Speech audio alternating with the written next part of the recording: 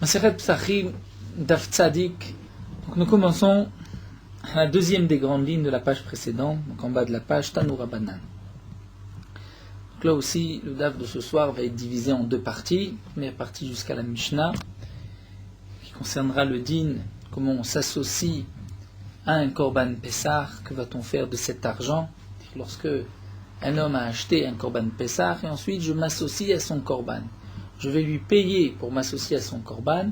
L'argent que je vais lui donner deviendra, comme nous allons le voir, de l'argent choulin profane, bien qu'au départ, j'ai dit cet argent servira pour un Korban Pessah et que ce Korban Pessah auquel je vais m'associer a déjà été sanctifié en tant que Korban Pessah. Malgré tout, nous verrons le din de l'argent. Le deuxième point de ce soir, c'est donc la deuxième Mishnah, cette Mishnah est à Moudbet. Nous verrons le din d'un homme impur, le 7e jour, le 8e jour exactement, un homme qui est à Méchéret, c'est ce qu'on peut apporter le Korban Pessah pour lui ou pas. Donc nous verrons tout ceci ce soir. Tanu Rabbanan, la Gemara nous rapporte une braïta. Amemane achirim limo al pisro. Si quelqu'un associe d'autres personnes avec lui sur son Korban Pessah. Donc il a pris une bête, il a dit cette bête deviendra, je la sanctifie, la bête deviendra mon Korban Pessah. Et ensuite, il va associer d'autres personnes à son groupe, à son Korban. Val Chagigato, ou bien sur son Korban Chagiga, comme nous avons vu qu'avec le Korban Pessah, on apportait aussi un Korban Chagiga, lorsque il n'y avait pas suffisamment de viande pour terminer le Korban Pessah à la Sova en étant rassasié avec le Korban Pessah. Donc, on apportait un Korban Chagiga, celui qui associe aussi d'autres personnes à sa Chagiga, Ma'ot Shebeyado Choulin, l'argent qu'il recevra deviendra Choulin, c'est-à-dire profane, il pourra les utiliser cet argent comme bon lui semble. Vamocher olato veshlamav, si quelqu'un vend son korban ola ou son korban shlamim, lo asav velo klum. J'ai un korban ola, je veux le vendre, j'ai un korban shlamim, je veux le vendre, et moi-même en acheter un autre, lo asav velo klum, je ne peux pas vendre un korban, ou ma'ot, kol she'en ipelu lindava, tout l'argent que je peux recevoir pour cette vente, qui n'en est pas une en vérité, l'argent tombera l'indava, c'est-à-dire dans la partie qui est appelée Nedava du Beth Amikdash, Nedava Tzibur, dans les shofarot, il y avait une sorte d'urne, des shofars dans lesquels on mettait de l'argent pour les Nedavot. Et donc là aussi, cet argent ira pour les Nedavot du Beth Amikdash, c'est-à-dire qu'il y a une certaine Kedusha sur cet argent. Et là, immédiatement, l'Agma pose la question, puisqu'on ne peut pas vendre son korban Ola, donc comment se fait-il que cet argent a une certaine Kedusha, au point que cet argent devra aller pour un korban Tzibour, alors qu'en vérité, c'est de l'argent qui est entièrement choulin profane, puisque je ne peux pas vendre. Donc j'ai vendu un korban Ola, l'argent que j'ai reçu ira pour un autre korban, mais cet argent n'est pas le fruit de la vente, puisque il n'y a pas de vente possible. C'est la question de la Gemara. Amai pelundava marava, Rava répond knasa. C'est un knas, c'est-à-dire c'est une amende pour celui qui a voulu acheter, nous dit Rashi, que la prochaine fois il sache, on ne peut pas acheter de korban d'un autre, et donc il a perdu son argent. Donc j'ai un korban Ola, Reuven a voulu m'acheter ce korban, j'accepte de lui vendre, la vente n'est pas possible, donc le korban ne lui appartient pas, il n'a pas été vendu, malgré tout l'argent qu'il a donné pour cette bête, pour ce korban, l'argent, les Chachamim lui ont fixé une amende et il devra apporter un korban Nedava pour ne pas qu'il recommence. Rashi nous explique, un peu comme le proverbe que les gens ont l'habitude de dire, ce n'est pas le achbar, le rat, la souris qui a volé, mais c'est le trou qui a volé. En réalité, ce n'est pas celui qui vend qui doit être puni, mais celui qui a acheté. Parce que si il n'y a pas d'acheteur, on ne peut pas vendre. Donc les Chachamim ont fait un knas pour celui qui a voulu acheter, que son argent ira quand même l'indava, et lui devra, s'il veut un korban ola, sortir encore d'autres pièces et acheter un autre korban. Et le korban restera mon korban ola, le korban de son propriétaire, lui pourra l'amener en tant que korban ola ou shlamim. Umae kol sheen, la Gemara termine, quelle est la signification dans cette braïta, ma'ot kol sheen, c'est-à-dire tout argent, kol sheen, C'est Afalgav de l'Avoshavu et l'Arba'a, même dans le cas où le korban ne vaut que 4, via voulu Khamisha, et que la personne qui a voulu acheter a payé 5 pièces, donc il a rajouté une pièce. On aurait pu dire que cette pièce est simplement un cadeau en plus. Eh bien non, Afilu Bayetera Namekanso Rabanan, les Chachamim ont fait un knas sur les 5 pièces, les 5 pièces iront pour un korban tzibo. La Gemara continue à Marula Vitema Raboshia, et là nous allons essayer d'expliquer le premier point de la Braïta. Dans cette Braïta, nous avons vu que lorsqu'on associe un homme à son Pessah ou à sa Chagiga, l'argent qu'on recevra deviendra choulin profane. Donc bien que celui qui a voulu s'associer a pris de l'argent et a dit cet argent sera pour mon korban Pessah. Donc il donne, il sanctifie une certaine kdusha à cet argent. Normalement, cette kdusha devrait être transposée sur le korban et donc l'argent redevient choulin profane. Puisque sinon cet argent est de l'argent de Kodesh, d'un korban. Là, effectivement, l'argent deviendra choulin, mais là le problème que soulève la Gemara, c'est que le korban avait déjà été sanctifié. Donc si le korban a déjà été sanctifié, c'était déjà une bête kadosh. L'argent, comment va-t-elle devenir choulin? C'est lorsque la kedusha qui était dans cet argent va passer sur un korban, va passer sur une bête. Donc j'ai le prix d'un korban devant moi. Je dis cet argent, c'est pour mon korban. Sur l'argent, il y a une kedusha. Lorsque j'achète le korban, donc la kedusha de l'argent va passer sur le korban. Donc le korban deviendra kadosh et l'argent retrouvera son statut original qui est choulin, profane. Mais là, dans ce cas-là, je ne vais pas sanctifier la bête puisque la bête est déjà sanctifiée. Je vais simplement m'associer au propriétaire de cette bête. Comment se fait-il que cet argent devient choulin? C'est la question que pose Oula, Amar Oula, Vitema Raboshia, Efshar Yadeh Chavrin Bablae. Est-ce que nos amis de Babel connaissent, savent la raison, Ta'amad Daimita, la raison de cette chose? Comment se fait-il que Zeifrish Tlel Episro, celui-ci, a prélevé un tlé, un mouton pour son korban Pessah, donc le korban est déjà kadosh, mais Zeifrish Maot l'Episro, et l'autre a prélevé de l'argent pour son korban Pessah. Comment le Egdesh tombe sur Egdesh, comment l'argent qui est Egdesh va tomber profané sur ce Egdesh, des Katane Maot Shibiado Choulin, puisque c'est marqué que l'argent est Choulin. Comment là, l'échange s'est fait, puisqu'a priori, la bête était déjà kadosh, donc l'argent kadosh sur une bête kadosh n'enlève pas la kedusha de l'argent.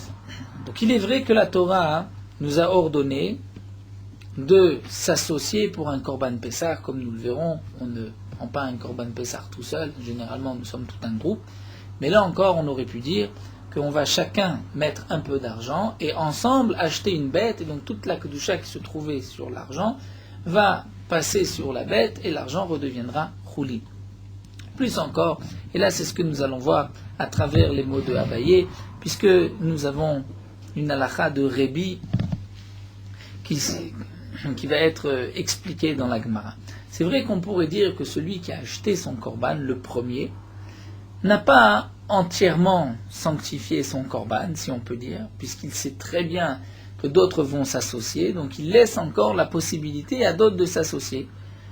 Ou peut-être même qu'on pourrait dire qu'en vérité, celui qui a prélevé cet argent pour s'associer à un korban, il sait très bien que le korban est déjà kadosh. Donc en vérité, il n'a pas rendu encore l'argent totalement kadosh. Il vient simplement faire une sorte d'échange. Ça, c'est ce que nous allons voir dans la réponse que nous rapporte la Gemara. Amar Abaye, nous commençons d'Al-Tzadik. Abaye nous dit, Ilav de Ukme Raboshia lahi bememane zona al-pisro. Là, nous avons une Gemara qui n'est pas si difficile, mais le raisonnement de la Gemara nous fait jongler d'une braïta à une autre, d'une notion à une autre. Nous avons plusieurs mimrot.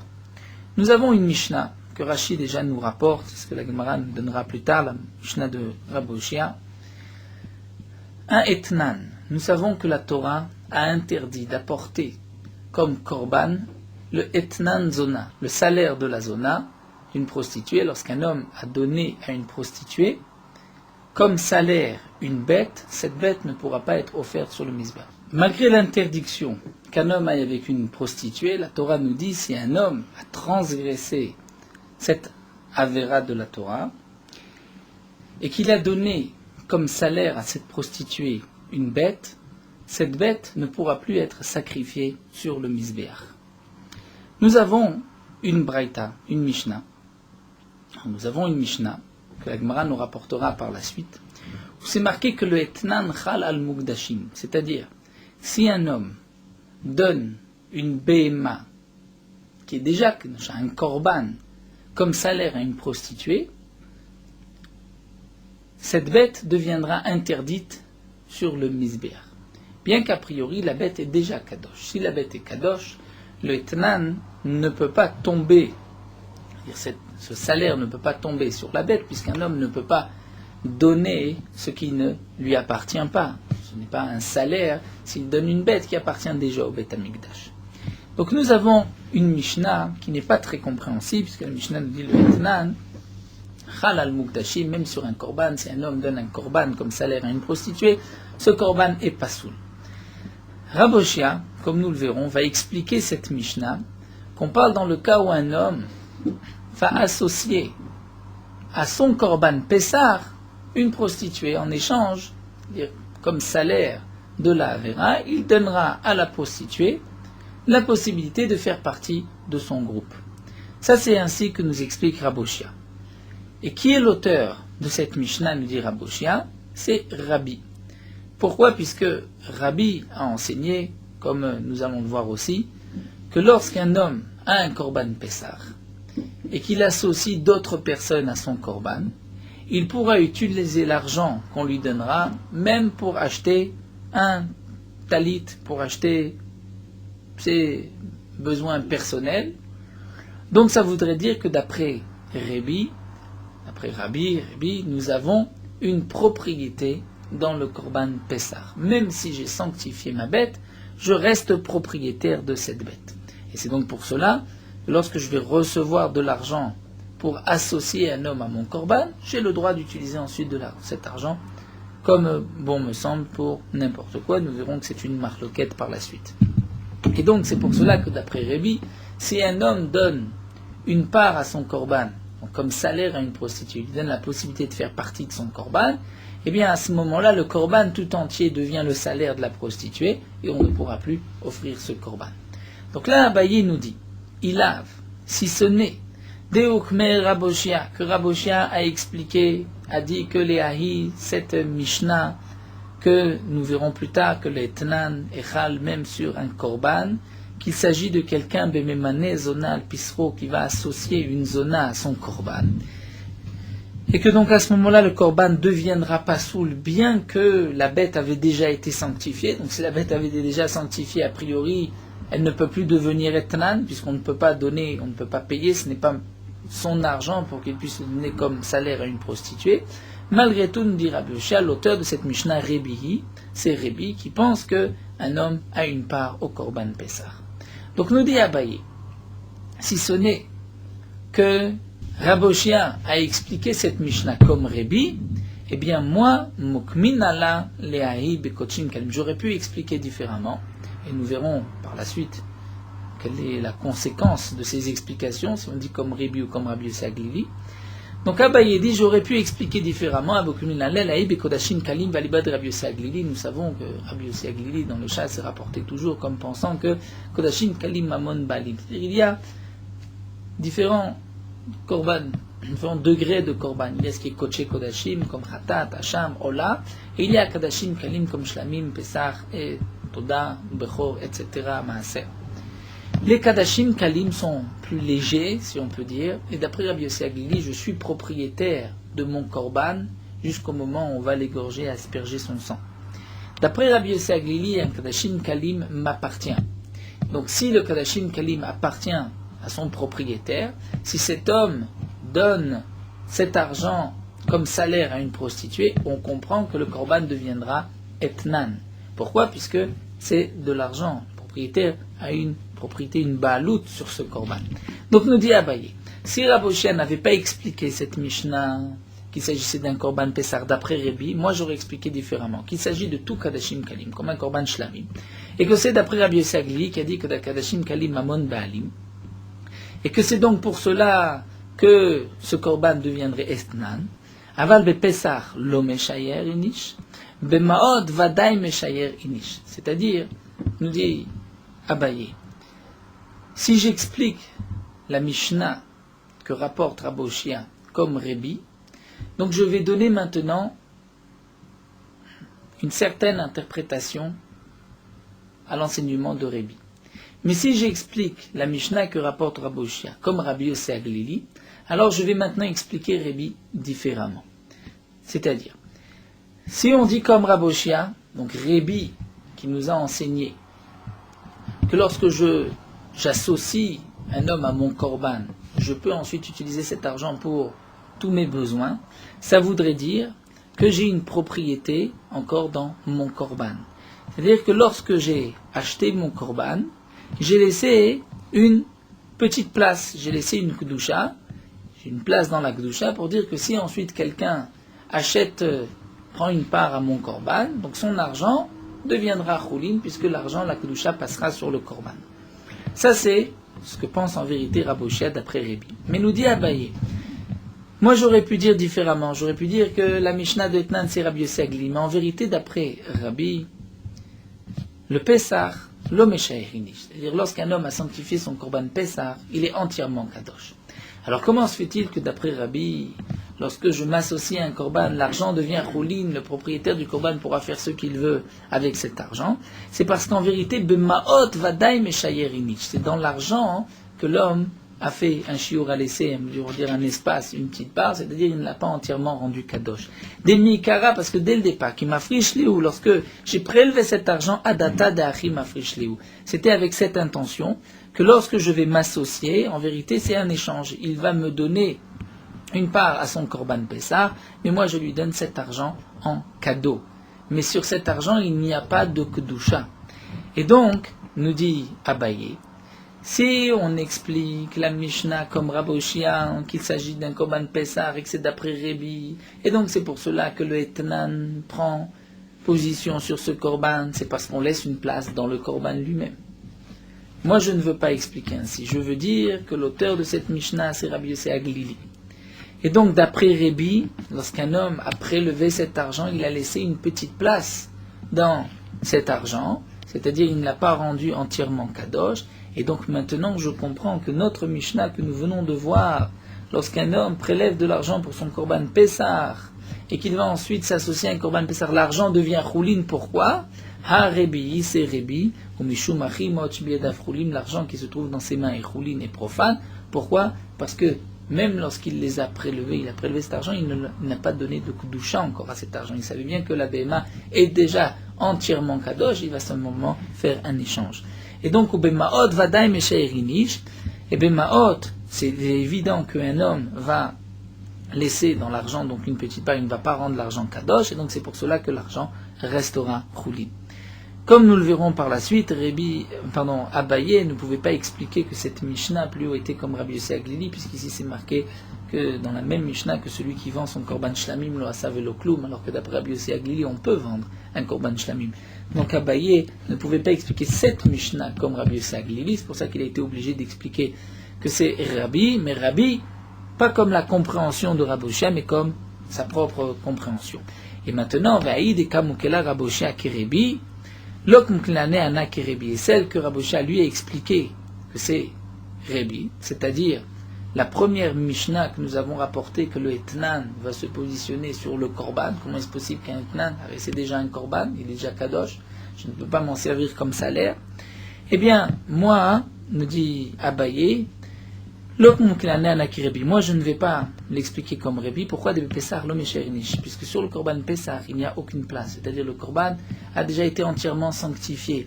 Donc si le Korban est entièrement sanctifié, lorsque cet homme donne son Korban ou donne une part de son Korban à une zona, il associe à son Korban une prostituée, eh bien le Korban ne peut pas devenir Etnan puisqu'il est déjà Kadosh, c'est déjà un Korban. Et donc, la Gemara continue, va aller caler au Kmeki Rabbi Yossé, et Abaye lui dit, mais on ne peut pas expliquer la première Mishnah comme Rabbi Yossé. Pourquoi? Parce que c'est marqué à la fin d'Ataneba, va mocher ulato bishlamav lo asav lo kloum, celui qui vend son korban ola ou son korban shlamim, il n'a rien fait, alors que d'après Rabbi Yossé Aglili, on peut vendre un korban shlamim. Donc maintenant, Nous dit la Gemara, donc maintenant, continue Abaye, quand en vérité, Rabbi Oshia lui a expliqué la Mishnah, que le Etnan est Halal Mukdashim comme Rabbi, et que, bien que c'est déjà un Korban Pessah, malgré tout, le Etnan prend place, et le Korban sera pas soul, on ne pourra plus l'offrir. Comment se fait-il? Parce qu'on va dire que l'auteur de la Mishnah, c'est Rabbi. Donc, Shema Mina, je comprends, des Sivir Alé, que Rabbi pense, et que, d'après Rabbi Oshia, Rabbi pense, des Sivir Alé, Afilou Bepisro Mesher Yinish, que même dans son Pessah, un homme, lorsqu'il achète un Korban Pessah, il laisse encore de la place, il ne le rend pas entièrement Kadosh, en sachant que d'autres personnes vont s'associer. Donc, puisqu'il y a encore une place dans le Korban qui est encore profane, lorsqu'il va donner une part dans ce Korban à une zona, à ce moment-là, la zona, donc, a une part au Korban, et le Korban est pasoul.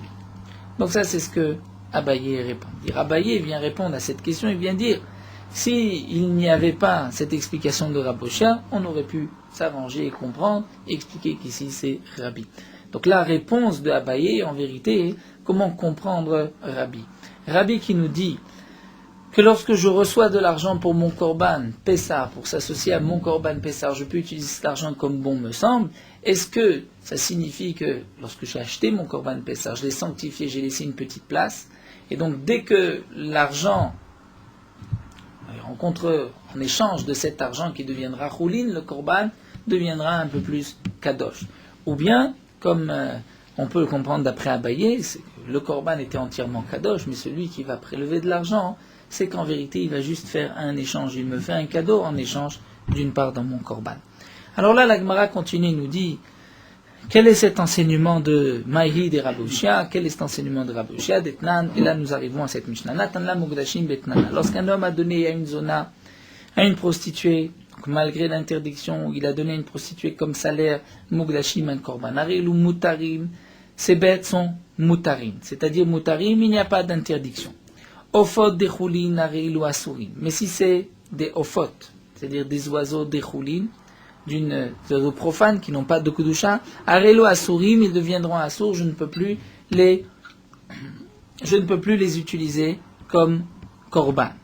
Et là, la Mishnah n'est pas terminée. Shaya bedin, la Mishnah, on aurait pu croire que Umaim Mukdashim, si déjà un korban, Shamum posel baim, que lorsque un korban a un défaut, le korban n'est pas soul, et on dira que Enetnan ou Mechir Chal Aleem, que ni l'interdiction de Etnan, c'est-à-dire le salaire d'une prostituée, ou Mechir, c'est Mechir Kelev, c'est-à-dire l'échange d'un chien. Comme c'est marqué fourrage dans la Torah, lorsque j'échange un chien contre une bête, cette bête est aussi psoula pour le misbéa, puisque c'est l'échange d'un chien.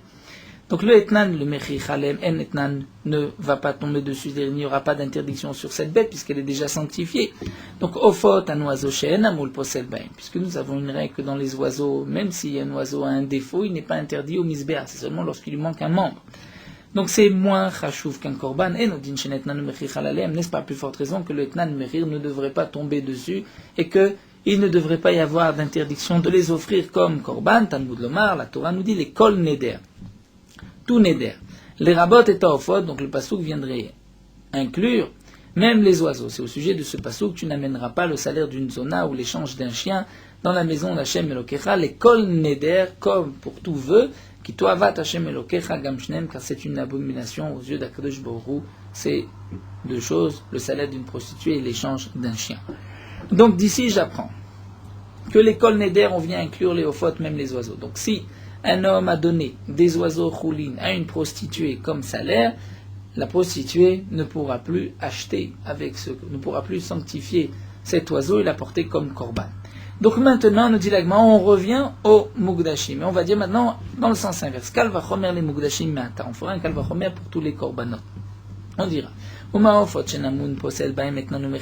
Si déjà les oiseaux sur lesquels il n'y a pas de problème de moum, de défaut, et que malgré tout, lorsqu'un homme va lui donner cet oiseau comme salaire à une prostituée, le etnan chalalem et le korban n'est pas soul. Donc mukdashim, une bête qui avait déjà été sanctifiée, shamum posel baem, que le moum posel baem, c'est-à-dire qu'il y a un psoul de moum s'il y a un défaut, et nous dit, n'est-ce pas plus fortement chez Etnan ou Mechir Chaleem, que s'il y a un Etnan ou un Mechir, l'échange d'un chien ou le salat d'une prostituée que le korban deviendra interdit, Talmud Lomar, la Gemara reprend la suite du pasuk, l'echol neder.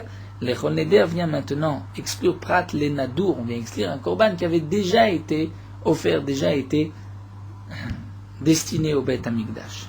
Donc ici nous avons de cette Mishnah, la Mishnah nous dit, pour l'instant le contraire de ce que nous avons vu, la Mishnah nous dit que si un homme donne un korban comme salaire à une prostituée, le korban ne deviendra pas etnan, et donc on pourra offrir ce korban au misbéar. Il ne prend pas le statut de salaire de prostituée. Pourquoi ? Puisque c'est déjà un korban.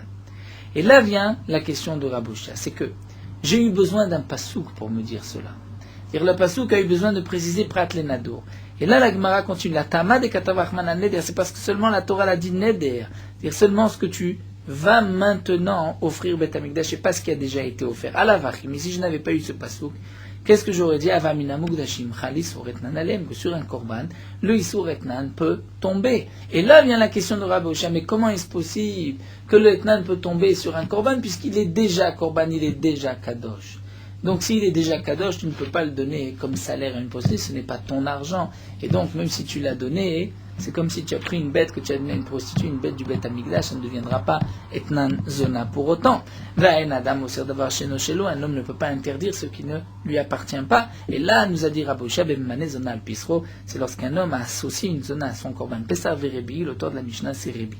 Maï Rebi, quel est ce Rebi? La Gemara continue, donc tout ce que nous avons vu, la Gemara le développe au fur et à mesure. Quel est ce Rebi? D'Etania, nous avons une braïta. Imima tabait miyot mise. Nous dit la braïta. Imima tabait, c'est-à-dire, si un homme, ima tabait, nous explique Rashi, un homme n'a pas suffisamment d'argent, à cause de, on va dire, il a tout dépensé pour son korban Pessah. Donc, ima tabait, il lui manque de l'argent, miyot mise, c'est-à-dire, nous explique Rashi, il n'a pas de quoi acheter pour les besoins du korban Pessah. Alors, la suite du pasouk, nous explique Rashi, il prendra lui, c'est-à-dire il associera son shachen, son voisin, donc il prendra de l'argent de son voisin, il va associer son voisin sur son korban Pessah, et avec cet argent, il pourra acheter ce qu'il veut. Eh bien, on va apprendre du pasouk, miyot mise achaye ou mise. C'est-à-dire, tu peux le faire vivre grâce à ce korban. Comment ça? Mirde achila velo mirde mekar.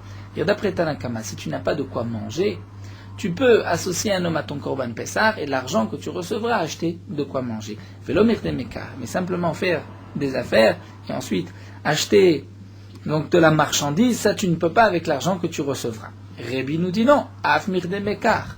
Même pour acheter de la marchandise. Shimenlo, s'il n'a pas d'argent, mais mané acherimou al pisro, il pourra associer un homme sur korban Pessah, valchigato sur son korban chagiga, ou maot shebiado chulin. Et l'argent qu'il recevra dans ses mains deviendra chulin. Pourquoi? Shalmenat ken igdishu Israël et Pisrem. Puisque c'est avec cette intention que les Bnei Israël ont sanctifié leur korban Pessah, qu'ils ont toujours la possibilité ensuite de recevoir de l'argent et d'utiliser cet argent comme bon leur semble pour ce qu'ils veulent. Et donc là, nous n'avons pas encore terminé les marloquettes entre Rebi et Tanakama. Nous avons Rabba et Rabbi Zera, deux Amoraïm qui sont eux-mêmes en marloquette. Comment comprendre la marloquette de Rabbi et Tanakama? Chad Amarlin a dit Be'etzim letzliato, qu'en vérité, leur marloquette est sur un point très précis. Si c'est du bois, letzliato pour faire griller le korban Pessah. J'ai un korban Pessah, mais il me manque du bois pour faire griller le korban Pessah. Koulal malo pligé, tout le monde est d'accord. Il n'y a pas de marloquette. Kevan et takanta des Pessah ou qui vous fait des Pessah damé. Étant donné que j'ai besoin du bois pour faire griller le korban Pessah, pour le korban Pessah lui-même, donc là, c'est comme si c'est le korban Pessah lui-même, et j'ai le droit de recevoir de l'argent, de prendre cet argent, donc d'associer quelqu'un à mon korban, et avec cet argent, acheter du bois et faire griller mon korban Pessah. Qui pliguait, sur quoi il a marloquette entre Tanakama et Rebi, Bematza ou Maror, lorsqu'il me manque de la matzah et du maror, les herbes amères pour Pessah. Ravanan savra achila achitei, les Ramim pensent que non. Ça c'est une autre consommation. C'est pas la consommation du korban. C'est vrai que c'est marqué al matzot, omorim yochlu, on devra manger le korban Pessah avec des matzot et du maror. Mais ce n'est pas le korban Pessah lui-même. Donc d'après les Rabbanan, tu ne peux pas associer un homme et avec cet argent acheter de la matzah et du maror. Et Rabbi Savar, alors que Rabbi pense que van der shiro des Pessahou, que vous fait des Pessah damé. Étant donné que grâce au Pessah, donc grâce à la matzah ou maror, tu vas accomplir la mitzvah, al-matzot ou mouim yochlu, ça vient accompagner le korban Pessah, c'est comme si c'est le korban Pessah, et donc tu peux associer un homme et utiliser cet argent. Ça, c'est ce que l'un d'entre eux pense à expliquer la marloquette. Vechadama, mais l'autre pense, c'est-à-dire nous avons vu Rabba et Rabzera, l'autre pense qu'en vérité, Matzah ou Maror, on a Mekulan le plié. Tout le monde est d'accord que s'il me manque pour acheter Matzah ou Maror, tout le monde est d'accord que je peux associer un homme et avec cet argent que je vais recevoir acheter de la Matzah et du Maror, puisque c'est marqué al Matzot ou Yochlu, donc Evan et Marchirim des Pessah Nino, puisque ça fait partie, ça vient accompagner le Korban Pessah, c'est comme le Korban Pessah Damé, et sur ça il n'y a aucune marloquette. Toute la marloquette, c'est les carbo-chalouk, les carbo-talit, pour acheter un habit, pour acheter un talit, c'est-à-dire pour d'autres choses qui n'est pas du Korban Pessah lui-même. La Rabbanan pense avoir miyot miseh marachmana, c'est-à-dire tout ce qui va t'aider pour le Korban Pessah. Donc tu peux, nous dit la Torah, associer un homme et prendre cet argent pour tout ce qui concerne ton Korban Pessah ou la matzah ou le maror qui vient avec, alors que Rabbi Savar tu peux même toi te faire vivre, c'est-à-dire en profiter, acheter un habit, acheter un talit avec l'argent du C, avec l'argent que tu recevras du Korban Pessah.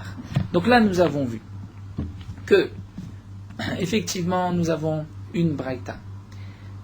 Une braïta étonnante comme le soulève Raboshia, puisque la braïta a besoin d'un passouk pour nous dire que si un homme a donné un korban à une zona, ce korban ne devient pas etnan zona, n'est pas interdit. Et là, Raboshia pose la question, mais pourquoi ai-je besoin d'un passouk? C'est évident que ça ne devient pas interdit, étant donné que ce korban ne lui appartient pas, donc il ne peut pas interdire ce qui ne lui appartient pas, ce n'est pas en le donnant à une zona que tout d'un coup ça devient le salaire d'une zona. Alors Raboshia a expliqué que l'auteur de cette Mishnah, c'est Rébi. On parle dans un cas très particulier, c'est lorsqu'un homme a associé une zona à son korban, et comme nous venons de le voir, d'après Rébi, on peut utiliser l'argent du korban Pessah qu'on reçoit lorsqu'on associe quelqu'un pour ses propres besoins. Donc lorsqu'un homme a associé une zona à son korban Pessah, donc en vérité, c'était en échange de la Avera qu'il a commis avec cette femme, le korban Pessah va donc devenir effectivement le salaire de la zona et le korban sera pas soul d'après Rébi. C'est ainsi que Raboshia a compris Rébi, que lorsqu'un homme sanctifie son korban Pessah, il laisse encore la place pour d'autres, laisse la place à d'autres, la possibilité de s'associer, et donc il laisse aussi la place à une zona, et donc le korban devient etnan, le salaire d'une zona. Alors la Gemara reprend et nous dit Vela Abaye. Maintenant d'après Abaye, qui a dit que si Raboshia lui n'avait pas expliqué cette Mishnah, qu'il s'agit de quelqu'un qui associe une zona à son korban Pessah, que c'est Rébi.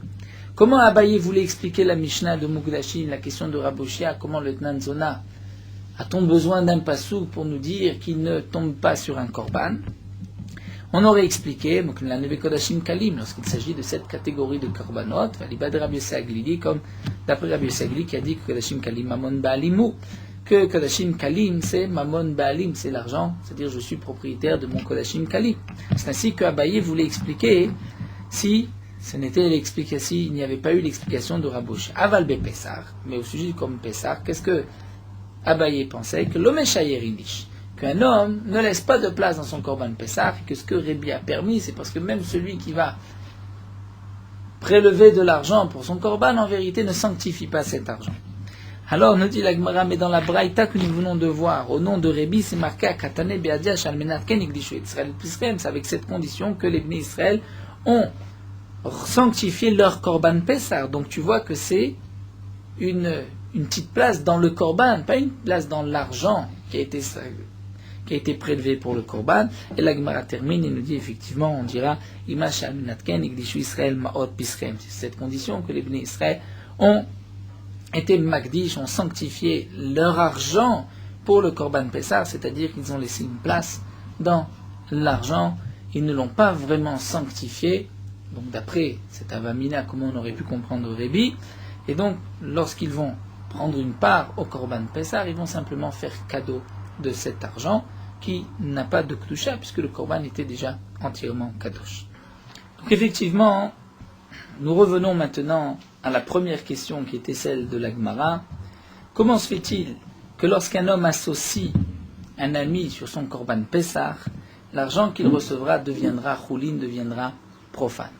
La question de la Gemara était, étant donné que cet homme a sanctifié son Korban Pessah, donc automatiquement, l'argent, il ne peut pas y avoir d'échange. La Kedusha qui était sur cet argent ne peut pas passer sur le Korban Pessah, puisque le Korban est déjà Kadosh, donc comment se fait-il que l'argent devient profane?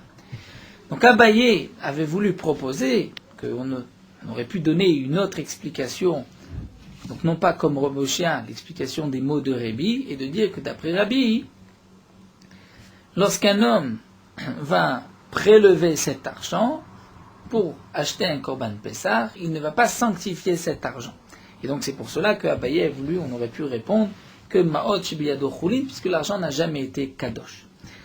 Ça c'est ce que nous a dit Abaye si Raboshia n'avait pas expliqué ainsi. Mais en fin de compte, Raboshia n'a pas donné cette explication dans les paroles de Rabbi. Donc comment Raboshia va répondre à cette question? Donc là Rashi, au milieu de la page, nous a donné la réponse, c'est que, à plus forte raison, donc bien évidemment, d'après Raboshia, qui explique Rabbi que lorsqu'un homme sanctifie son Korban Pessah, il laisse la possibilité de faire rentrer d'autres personnes à son Korban. Donc le Korban n'est pas, si on veut dire, entièrement Kadosh, il laisse un shiur de Kudusha dans le Korban. Donc il est évident que même si l'argent qui a été prélevé est entièrement Kadosh, donc cet argent la Kedusha va passer dans le Korban Pessah, puisqu'il restait de la place dans ce Korban, et donc l'argent redeviendra Choulin. Ça c'est évident qu'on peut ainsi répondre à la première question de la Gemara, et donc nous avons résolu notre problème.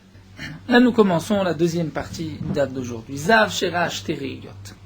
Il y a dans l'impureté de Zav, nous avons déjà vu plusieurs fois, lorsqu'un homme a un écoulement de Ziva, certains écoulements, comme la Gemara l'explique dans Masechet Nida, ce n'est pas exactement le même écoulement que Keri.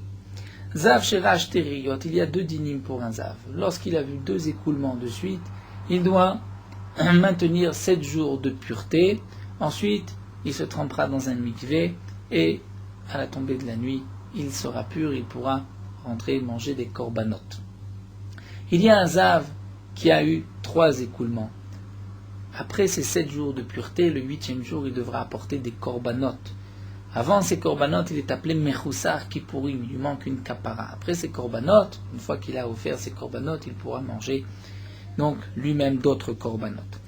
De même, dans les dinim d'impureté et d'un mort, nous savons qu'un homme qui a touché un mort, qui a touché un homme qui a touché un mort, est impur pour 7 jours. Donc le 3e et le 7e jour, on lui aspergera de l'eau mélangée avec les cendres de la vache rousse.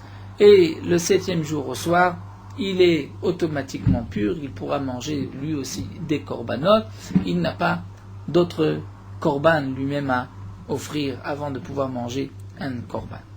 Et nous avons dans la Touma, notre Touma qui est celle du Tmei Sheret, c'est-à-dire un homme qui a touché un reptile mort est impur, il devra se tremper au mikvé et il attendra jusqu'à la tombée de la nuit pour pouvoir manger des korbanot. Donc en vérité, dans le conte, le statut d'un homme qui a touché un Sheret et qui a été se tremper au mikvé, ou avant qu'il aille se tremper au mikvé, c'est en vérité le même digne qu'un homme qui a touché un mort. Le 7e jour, quel est son statut? Eh bien lui aussi, il doit aller au mikvé et ensuite il sera pur. Donc il a le même digne que le Tmei Sheret, puisque tous les deux, au soir, pourront manger des korbanot. Donc là, la Mishnah nous dit de même pour le Zav. Le Zav Sherash Teriyot, un Zav qui a vu 2 écoulements. Quel est son digne? Il doit attendre 7 jours de pureté. À la fin du 7e jour, le soir, il pourra manger des korbanot. Lorsque le 7e jour tombe le 14 Nissan, est-ce qu'on pourra sacrifier le korban Pessah pour lui? Bien nous dit la Mishnah, oui, Shochatin ala Bashivi, on peut égorger, faire le korban Pessah pour lui le 7e jour, puisque le soir, lorsqu'on mange le korban Pessah, lui aussi pourra s'associer et pourra le manger. Rach alosh, lorsqu'un homme a vu 3 écoulements, Shochatin ala Beshmini shelo, et on pourra égorger un korban Pessah seulement si le 14 Nissan tombe le 8e jour. Puisque si ça tombe le 7e jour, le lendemain il doit apporter des korbanot avant de pouvoir manger tout autre korban, et donc lui le soir de Pessah ne pourra pas manger de korban si c'est le soir du 7e jour. Donc c'est pour cela qu'on ne pourra égorger que le 8e jour. De même pour la Shomer et Yom Keneged Yom, c'est une femme qui a vu dans la période de Ziva, après la période de Nida, les 11 jours, comme nous avons vu dans Masechet Nida, il y a 11 jours entre Nida et Nida. Lorsqu'une femme a vu un jour un écoulement, donc elle devra attendre Alors, un saignement, elle devra attendre le lendemain. Shemeretium kinegedium, elle devra attendre un jour pour jour. 2 jours, elle attendra aussi encore un jour. 3 jours, elle doit attendre 7 jours de pureté et elle a des korbanot. La shemeretium kinegedium, shchotim alia besheni shela, on pourra égorger un korban le 2e jour. Pourquoi? Puisque elle se trempera au migvé le jour même et le soir, elle pourra manger ce korban. Rashtara tashne yamim, lorsqu'elle a vu 2 jours. Et donc là aussi, elle doit attendre un 3e jour. Shchotim alia beshlishi, le 3e jour, on pourra faire la shrita, puisqu'au soir, elle pourra manger. Mais la zava, qui a eu 3 saignements, 3 jours de suite, elle doit tenir 7 jours, garder 7 jours de pureté, et le 8e jour apporter un korban, donc on pourra sacrifier pour elle le korban Pessah que le 8e jour, mais le 7e on ne pourra pas, puisqu'au soir elle ne peut pas manger de korban tant qu'elle n'a pas apporté le lendemain ses korbanot. Amar Rabuda, Amar Rav, Agma nous rapporte une marloquette entre Rav et Oula. Rabuda nous dit au nom de Rav, Shochatim zorkim mal tvulium. Un homme qui a touché un reptile mort, il s'est trempé dans un mikvé, le soir même il pourra manger le korban Pessah, on peut, Shochatim zorkim, on pourra égorger, asperger le sang pour un tvulium. De même pour un mechoussar kippourim, c'est-à-dire celui qui doit apporter aujourd'hui même, c'est son 8e jour, ses korbanot, et le soir il pourra manger son korban, donc on peut, si ça tombe le 14 Nissan, le 8e jour, ou le jour du tvulium, on pourra apporter son korban puisqu'il mangera le soir. Nous tournons la page, mais nous dira, si un homme est impur, il a touché un sheretz, et il a un reptile mort, il n'a pas été encore se tremper dans un migvé, bien qu'il a la possibilité d'aller se tremper immédiatement dans un migvé, le soir il pourra manger son korban Pessah, on ne pourra pas faire de shrita pour lui. Veoula Amar Oula nous dit, on pourra aussi égorger pour cet homme-là, puisqu'il a la possibilité d'aller dans un mikvé et le soir de manger son korban. Et la Gemara va essayer d'expliquer Rav, puisque c'est Rav que nous ne comprenons pas. Le Rav Maïshena Tvulium, quelle différence entre le Tvulium et le Tmesheret? Le Tvulium, il s'est déjà trempé dans un mikvé. Eh bien, pourquoi tu lui permets d'égorger son korban Pessah aujourd'hui, des raser l'ourta, parce qu'il peut le manger ce soir, son korban. Tmesheret aussi, lorsqu'il a touché un reptile mort, il suffit qu'il aille se tremper au mikvé. Il a toute la journée pour aller se tremper au mikvé. Et le soir même, il pourra manger son korban, donc raser l'ourta. La Gemara répond, oui, mais c'est différent. Le Tmesheret mechoussar tvila, il lui manque sa tvila, il doit aller au mikvé. La Gemara dit, mais le Tvulium aussi, n'a mechoussar lev shemesh. Lorsqu'un homme a déjà été au mikvé, il lui manque la tombée de la nuit. La Gemara dit, oui, mais shimsham imele arva. La tombée de la nuit, elle arrive de toutes les manières. Mais de se tremper dans un mikvé, c'est à lui d'aller dans le mikvé. Alors on nous dit l'agma, c'est ainsi. Nous avons vu dans les mots de Rav que Mechoussar Kippourim Namé, lorsqu'il lui manque ses korbanot, ce n'est pas grave, il pourra sacrifier son korban Pessah, puisqu'il amènera ses korbanot et mangera au soir. Ha Mechoussar Kapara, il lui manque aussi sa Kapara. Donc s'il lui manque le mikvé, il lui manque aussi son korban. L'agma a dit chez Kino Beyado, on parle dans le cas où il a ses oiseaux, son graine, c'est-à-dire sa Kapara dans ses mains, il va le sacrifier. L'agma dit mais Tmesheretz aussi, tu as dire la même chose, il a un mikvé devant lui, donc pourquoi pour lui tu ne lui permets pas d'égorger un korban Pessah? Tmesheretz Namer, et mikvé les fanab, le mikvé se trouve devant lui. Dit l'agma, oui mais c'est vrai, mais Dilma Pacha, peut-être qu'il ne va pas les se tremper dans un mikvé. Alors dit l'agma, il y a Mechoussar Kippourim Namé, Dilma Pacha, peut-être que aussi ces korbanot, il ne va pas les sacrifier. Donc quelle différence entre un Mechoussar Kippourim et le Tmesheretz? Pourquoi pour le Tmesheretz tu ne peux pas sacrifier le korban Pessah, puisque de toutes les manières il a la possibilité de les manger le soir? Alors l'agma répond, c'est différent. Parce que Mechoussar Kippourim, on parle dans le cas Kegon des Masrin ou les Beddin. Il a déjà donné aux Beddin, les din des Kohanim, donc des Rav Shmaya, puisqu'comme l'a dit Rav Shmaya, de Amar, Rav Shmaya dit Chazaka, En Beddin shel Kohanim omdim minsham at shichlu maot shebeshofarot. Le Beddin des Kohanim ne se levait pas du Bet Hamikdash tant qu'il restait encore de l'argent dans les shofarot, c'est-à-dire, comme nous explique Rachid, toute femme qui devait apporter un korban n'avait pas besoin de rester au Bet Hamikdash et d'attendre qu'on ait offert ses korbanot. Il suffisait de mettre de l'argent dans un chauffard, dans une urne, et ensuite, elle pouvait rentrer chez elle et était sûre que les Kohanim allaient offrir pour elle un korban. Donc ils allaient acheter avec cet argent des oiseaux et ensuite apporter son korban. Donc on est sûr que lorsqu'on a mis cet argent-là, que les Kohanim vont apporter le korban. Donc si c'est ainsi, on comprend Rav. Le Mechoussar Kippourim, lorsqu'il a déjà donné son argent au Kohanim, ou il a déjà donné le korban au Kohanim, c'est sûr qu'on va lui offrir son korban, et donc le soir, il pourra manger ses korbanot, donc on peut faire le korban Pessah pour lui. De même pour celui qui s'est déjà trempé dans un mikvé, puisque la tombée de la nuit arrivera automatiquement, obligatoirement. Mais si quelqu'un ne s'est pas encore trempé dans un mikvé, là je ne peux pas à ce moment même faire la shrita, puisque peut-être qu'il ne va pas aller se tremper dans un mikvé. Mais ça voudrait dire, nous dit la Gemara, que d'après Rav, Minatora, je peux égorger, faire un korban Pessah pour un homme qui est mécheret, c'est seulement les Chachamim ont eu peur. Peut-être qu'il va avoir peur de l'eau froide, je veux dire, voilà. Pour une raison ou une autre, il ne va pas se tremper dans un mikvé, et donc il ne pourra pas au soir manger son korban. Mais ça voudrait dire, dit l'Agmaré, Rav Midora et Tamir Zechazek Minatora, je peux, pour lui, donc, égorger ce korban. Les Rabbanan ou des Gazroubé, c'est seulement une xéra des Rabbanan de peur qu'il ne va pas se tremper. Mais là, j'ai un problème, puisque nous avons déjà vu plus haut un enseignement de Rav. Vous vous rappelez, lorsque le peuple d'Israël était moitié impur et moitié pur, et nous ne savons pas quoi faire, parce que c'est moitié-moitié, Rav avait proposé, on va rendre impur un homme par une impureté de Sheretz. Et puisqu'il est impur, donc on ne pourra pas faire le Korban Pessah pour lui, il y a une majorité d'impurs, et tout le clan d'Israël fera en état d'impureté. Mais si, Minatora, le Tmei Sheretz, on peut faire le Korban pour lui, donc on n'a rien gagné, on se retrouve avec un homme qui est encore pur, on ne l'a pas rendu, on n'a pas fait passer la balance du côté des impurs. C'est la question de la Gemara. Lama Amarav, pourquoi Rav a dit que même lorsqu'il y a 50-50, moitié-moitié, on rendra impur un homme par un chéret, par un reptile mort, puisque de toutes les manières, cet homme est impur minatora. Et là, les Rav, donc la Gemara reprend, il dit qu'en vérité, pourquoi d'après Rav, un homme impur, on ne pourra pas sacrifier le korban Pessah pour lui, bien qu'il ait la possibilité d'aller dans un mikvé et le soir même de manger son korban, c'est Minatora, Namelo Chazé, et nous l'apprenons d'un passouk. C'est marqué au sujet de celui qui était impur. Ish, tout homme qui est tamé la nefesh, qui est impur par l'impureté d'un mort. La Torah nous dit celui qui a touché un mort, qui ne peut pas apporter le premier korban Pessah, il apportera le deuxième korban, le Pessah Sheni. Et la Torah nous parle de tamé la nefesh, d'un homme qui a touché un mort. On ne précise pas dans quel jour il se trouve, au premier jour de pureté ou au 7e jour de pureté. Milo Askinan, n'est-ce pas qu'on parle aussi, Shchal Shvish et Loliot Beref Pessah, que son 7e jour de pureté tombe le 14 Nissan, et que donc cet homme-là, qui a touché un mort, mais qui arrive maintenant au bout de ses jours de pureté, au 7e jour, le soir même, il pourra manger un korban. Donc comment se fait-il qu'on ne peut pas égorger pour lui? Comment se fait-il que la Torah le repousse au Pessah Sheni? Et donc, le mort, le Tmémet, le 7e jour, est en vérité, a le même statut que le Tmei Sheretz avant d'être au mikvé. Dainu Tumat Sheretz, c'est exactement la même Touma que le Sheretz, celui qui touche un reptile mort, qui lui n'a une impureté que d'un seul jour. Ve'amarachmana, et la Torah nous dit, nitré qu'on le repousse au Korban Pesach Sheni.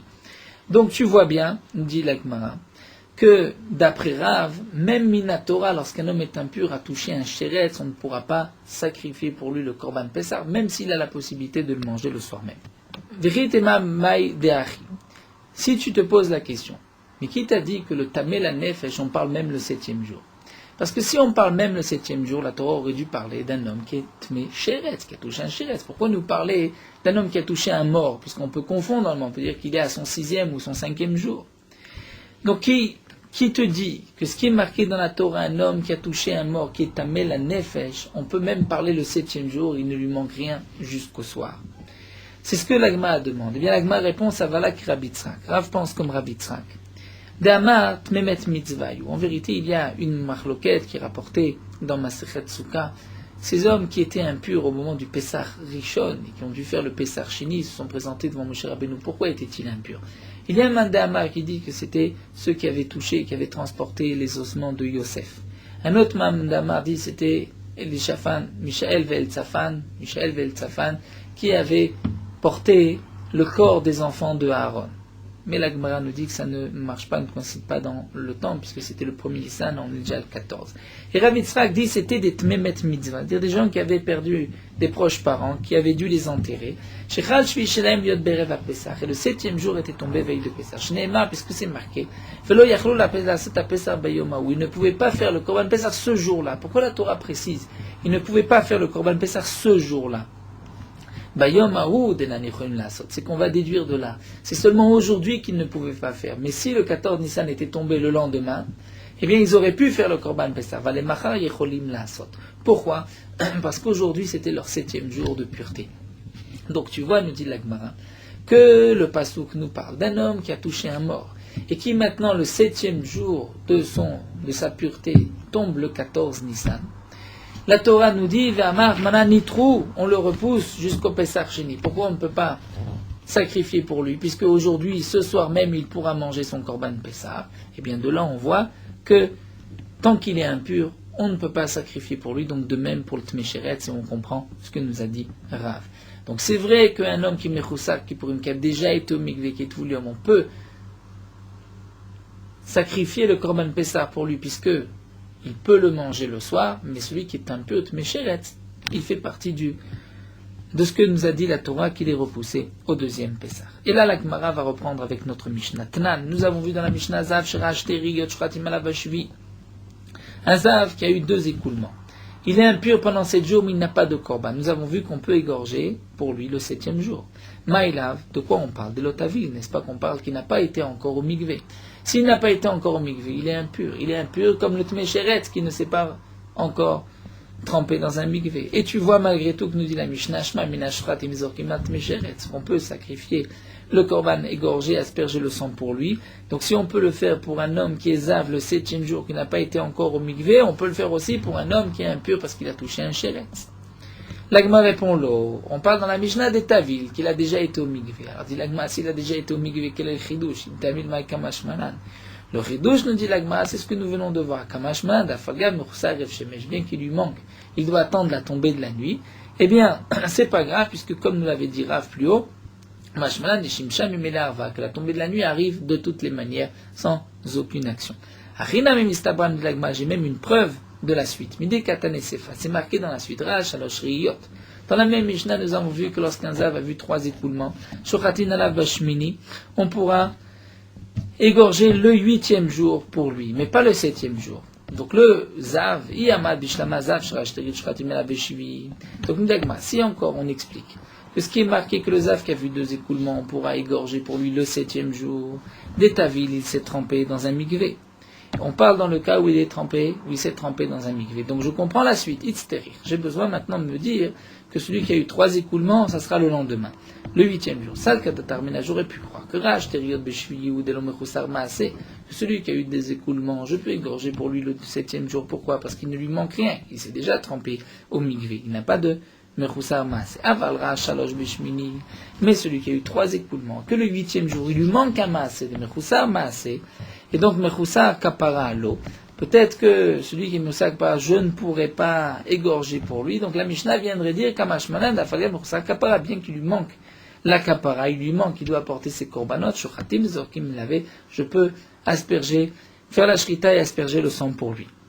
Donc c'est que la Gemara nous dit, si tu expliques le début, on parle dans le cas où un homme a eu 2 écoulements, le 7e jour on peut égorger le Korban Pessah, on parle dans le cas où il a déjà été au mikvé, donc je comprends que la Mishnah a besoin de nous dire que lorsqu'il a 3 écoulements, donc on pourra, le 8e jour, il y a un chidouche, puisque le 8e jour il lui manque les korbanot, malgré tout on dira qu'on pourra faire le Korban Pessah pour lui. Mais si tu dis, et là Yamata, que Rach Teriot Beshivi, on parle de l'Otavi qui n'a pas été encore au mikvé. Donc maintenant, si déjà, lorsqu'un homme, un Zav, n'a pas été encore au mikvé, tu dis qu'on pourra apporter un Korban Pessah pour lui. Donc Rach Shalosh Bishmini Lamali. Pourquoi la Mishnah a-t-elle besoin de nous expliquer, de nous dire le digne que s'il a eu 3 écoulements, on pourra le faire asperger pour lui le 8e jour. Quel est le chidouche? Ashta, si déjà, Yeshlomara, Teriot Beshvi de l'Otavil, que lorsqu'il a eu 2 écoulements, le 7e jour, il ne s'est pas encore trempé dans un mikvé, il est appelé impur, puisqu'il ne s'est pas trempé dans un mikvé. Et malgré tout, on peut faire la shrita pour lui. Alors, Shalosh Beshmini, lorsqu'il a eu 3 écoulements, le 8e jour, d'Etavile Beshvi, où il s'est déjà trempé dans le mikvé hier. Des Kalisha Touma, donc la Touma a déjà diminué, n'est-ce pas, à plus forte raison, Shartinan Zarkinan, il avait. Et donc, puisque la Mishnah nécessite le besoin de me donner le din, pas seulement de celui qui a eu 2 écoulements, mais de celui qui a eu aussi 3 écoulements, c'est qu'il y a un chidouche. Et la lave shmamina, que Rachteriot Bishvil, Shartnan l'avait, on parle dans le cas des Tavil, qu'il s'est déjà trempé dans un mikvé. Donc le chidouche du 8e jour pour celui qui a eu 3 écoulements, c'est dire même s'il n'a pas eu ses korbanot. Et là, Gemara répond, l'eau, je peux te dire de l'Otavil, que le premier din, on parle qu'il n'a pas été au mikvé. Alors, la question était, si déjà lui qui n'a pas été au mikvé, qui est impur, tu peux égorger pour lui le Korban Pessah. Donc, pas comme Rav, mais comme Oula. Donc, qu'est-ce que j'ai besoin du deuxième din Beshmini? J'aurais pu croire. Et c'est ça que Tarmina Bishmi de l'Etaken, le 7e jour, il a encore la possibilité de s'arranger. Aval bishmini d'en biyado la krif korban, mais le 8e jour. C'est pas dans ses mains de la krif korban. De se tremper dans un mikvé, c'est lui qui veut. S'il veut, il se trempe dans un mikvé. Mais apporter des korbanotes, il dépend des kohanim, il dépend d'autres. Donc peut-être que dans ce cas-là, il m'a pas chez les kohanim. J'aurais pu croire que les kohanim ne vont pas bien faire leur travail, et donc cet homme-là restera sans la possibilité de manger le korban Pessar le soir. Kamash malan, le chidush et Rav Shmaya, comme l'avons de Rav Shmaya, que lorsqu'on donne l'argent aux kohanim, c'est sûr que les kohanim agiront comme il faut. Donc nous n'avons pas de preuve de notre Mishnah. Au contraire, nous dit la Gemara, on peut expliquer différemment la Mishnah. Donc on reste avec la marloquette entre Rav et Oula. Un homme qui a touché un chéretz, qui n'a pas été encore dans un mikvé, est-ce qu'on pourra faire le korban Pessar pour lui, sachant qu'il peut se tremper dans un mikvé et manger son korban Pessar le soir? Pourra-t-on faire la shrita ou pas? Donc Rav nous a dit que non, alors que d'après Oula, on pourra, et Rav l'a déduit d'un pasouk, puisqu'il pense que c'est le même digne que le tmémet, celui qui était impur parce qu'il a touché un mort le 7e jour, et la Torah a dit il est repoussé au Pessar Sheni. Donc d'après Rav, c'est une Xeratakatouv, un homme qui est impur maintenant. Même s'il a la possibilité de se purifier jusqu'au soir, on ne pourra pas faire de Korban Pessar pour lui aujourd'hui, tant qu'il ne s'est pas purifié. Nous allons nous arrêter ici.